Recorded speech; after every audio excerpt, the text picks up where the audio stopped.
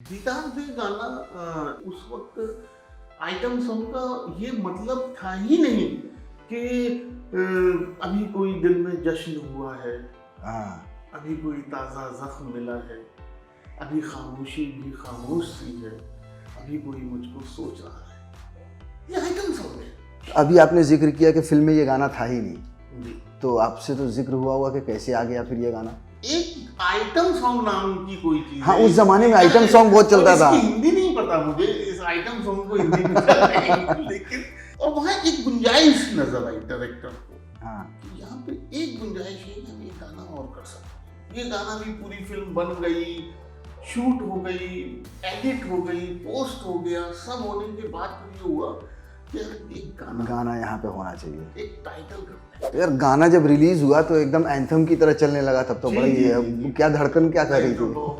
कुछ मुझे समझ नहीं आ रहा था मैं कैसे शेयर करूंगी, ये गाना अच्छा। मैंने लिखा है। अच्छा, तो दीदार दे गाना इकलौता है पूरी फिल्म में जिसमें राइटिंग में कोई रीटेक नहीं हुआ। दीदार दे दीदार दे दीदार दे दीदार दे। ये गाना आपने सुना होगा, कई बार सुना होगा, लगातार सुन रहे होंगे, और यकीनन कुछ ऐसे गाने होते हैं जो कभी पुराने नहीं होते, हमेशा वो तरोताज़ा लगते हैं। ये गाना आखिर कैसे बना, हमसे बात करने के लिए मौजूद है पंची जालौनवी साहब, जिन्होंने इस गाने को लिखा है। स्वागत है आपका सर। मतलब ये जो गाना है मुझे लगता है 2003-04 में कुछ आया था। ये 2004 में 2000 रिकॉर्ड हाँ, 5 में 5 में रिलीज हुआ है। आज भी नया है और मुझे लगता है आने वाले 50 साल के बाद भी नया होगा।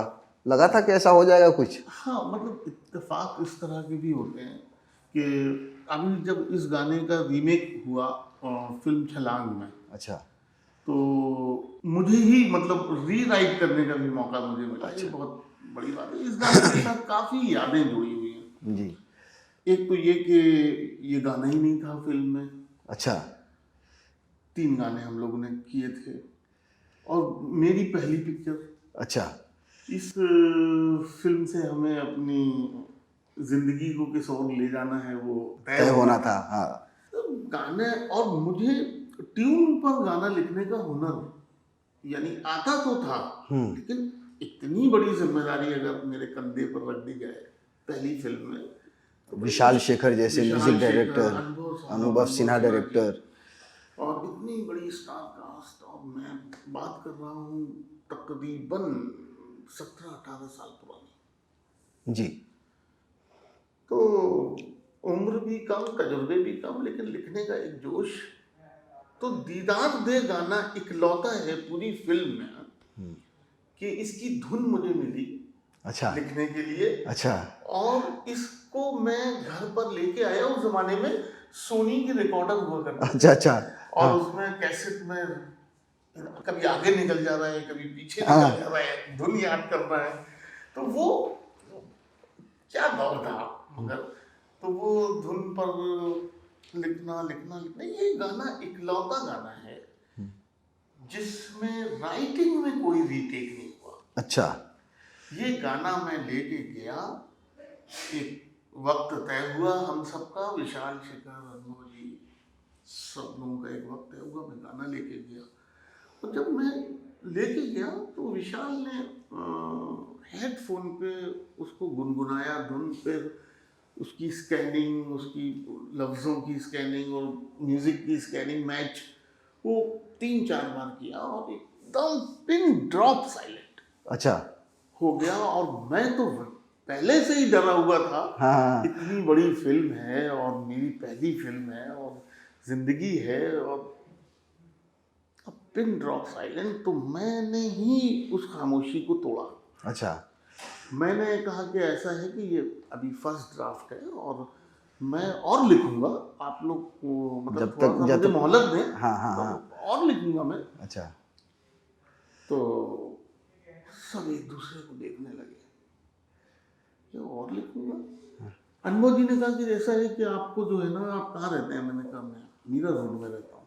अच्छा, बोले मैं वहाँ आके मतलब ये मकबूल है, आपको गोली मार देगा अच्छा, अगर आपने एक लफ्ज भी चेंज किया।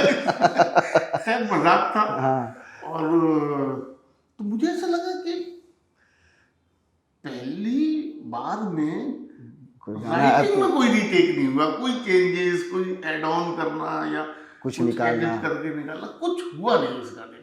अच्छा, तो दीदार दे कोई शब्द दिए गए थे या ऐसे ही एक थीम बताई गई थी कि यार ये नहीं, थीम है बस हमारा? ये था कि फिल्म को समझाया गया थोड़ा सा, और फिल्म को जब समझाया गया तो उसमें एक क्लब है और एक मिस्टीरियस सा माहौल है और वहाँ एक गाना है।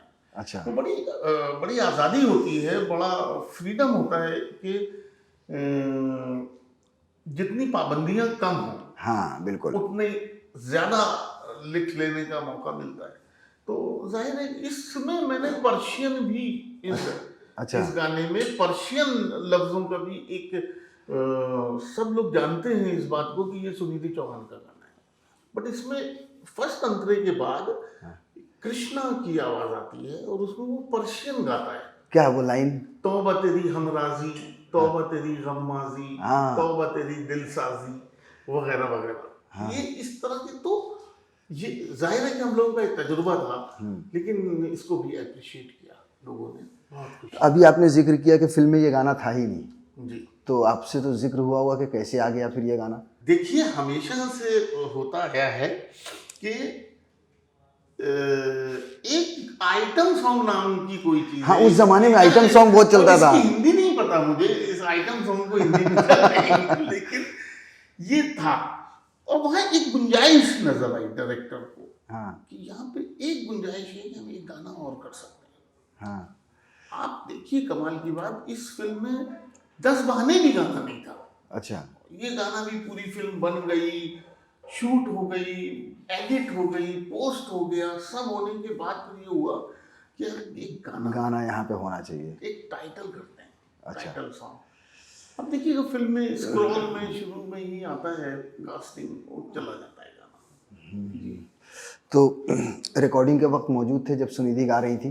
बिल्कुल, मैं हर गाने की रिकॉर्डिंग में मौजूद रहा 10 की, और बहुत तजुर्बे गेन किए, बहुत एक्सपीरियंस गेन किए मैंने वहाँ पर।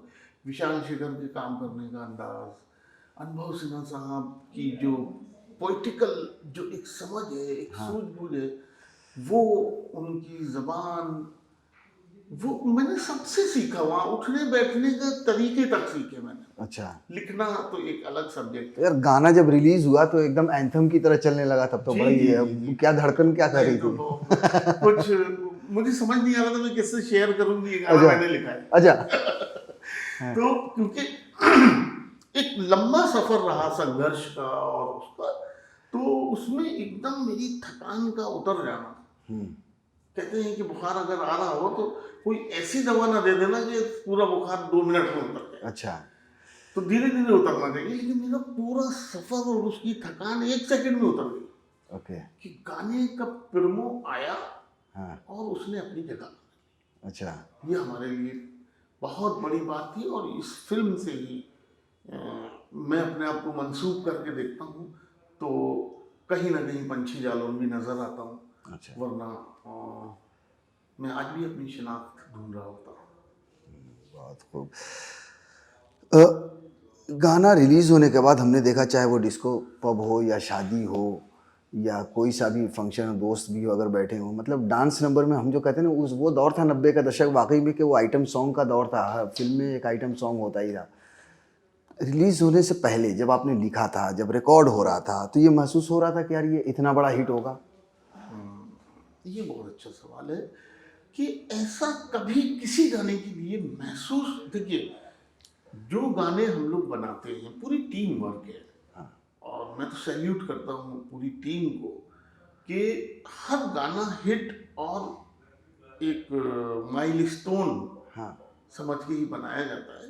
लेकिन दीदार दे और 10 बहाने 2 गाने ऐसे थे जिनसे हम लोगों को ये यकीन हो गया था कि ये अपनी पहचान बनाएंगे, लेकिन हमारी सोच से थोड़ा हमको ज़्यादा मिला। तो आज जब 15-17 साल पहले, 18 साल पहले पीछे मुड़कर देखते हैं उस गाने को, तो किस तरह की यादें ताज़ा होती हैं मेकिंग को लेकर? गाने की कुछ अगर किस्सा शेयर करें तो, इस गाने की पर्टिकुलरली, अभी हम दीदार दे की बात कर रहे हैं। जी, जी, दीदार दे गाना जो है वो, इसमें मैं जिस 17-18 साल पुरानी जो बात कर रहा हूँ, उस जमाने में आइटम सॉन्ग के नाम पर बड़े बिगाड़ पैदा हो चुके थे, डबल मीनिंग लफ्ज, और एक हॉट सी ग्लैमरस एक लड़की डांस कर रही होगी और एक ठेका होगा, ये उस वक्त आइटम सॉन्ग का मतलब था। जी बिल्कुल। ठीक है,